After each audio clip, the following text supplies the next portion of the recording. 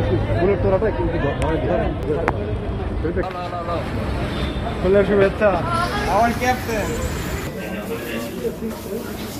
আজকে খুব ভালো লাগতেছে, সারা দেশ প্রাউড। তো এই ফিলিং আমি ফিল করতেছি।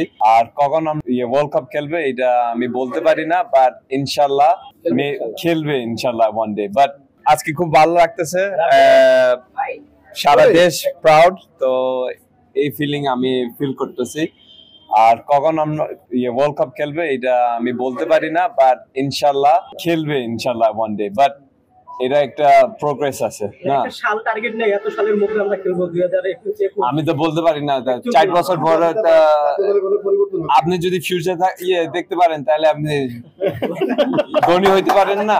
কালকে যদি হামজা যদি গোলটা না ঠেকাইতো তাহলে তো কালকে ম্যাচটা ড্র হওয়ার সম্ভাবনা ছিল। এই বিষয়টা নিয়ে হচ্ছে আপনারা কিভাবে দেখছেন? না, ওইখানে একটা মিস্টেক ছিল ডিফেন্স আর গোলকিপার। সো এটা হামজা কভার করছে, উনি তাড়াতাড়ি দেখছে ওইখানে একটা মিস্টেক হবে, তো উনি ভালো কভার করছে। তো অফকোর্স আমরা হামজাকে অনেক প্রেজ করি।